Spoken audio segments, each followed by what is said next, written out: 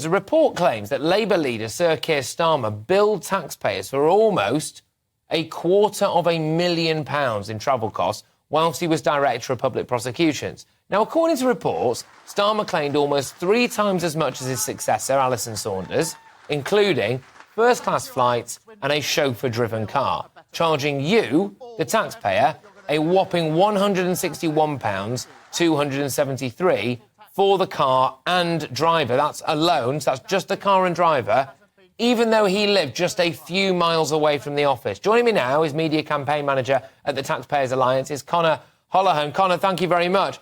I've got to be honest with you, I think this is an absolute outrage and potentially exposes Sir Keir Starmer as being somewhat of a champagne socialist. What can the possible justification be for £250,000 being spent on a chauffeur-driven car to an office that you live a few miles away and business-class flights?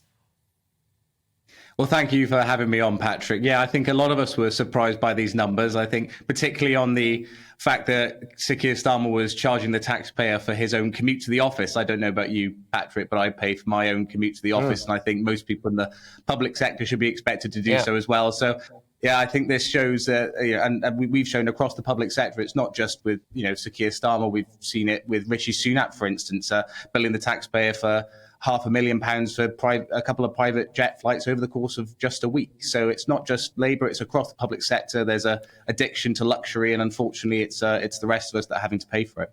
Do you think that there is some kind of mental compulsion with people in public sector jobs in general, that if they are told that you can bill the taxpayer for something, they just do it to excess because it's like a faceless, I'm not going to say crime because it's not a crime, although it arguably should be at this rate, but it's like a faceless thing. They don't actually see the person they're taking their money off. They don't realise the grand total of damage financially they are doing to this country by, like Keir Starmer, going, I need to have a chauffeur-driven car because I've got very important documents with me. Buy your own car, lock the doors, drive yourself to work like a normal person.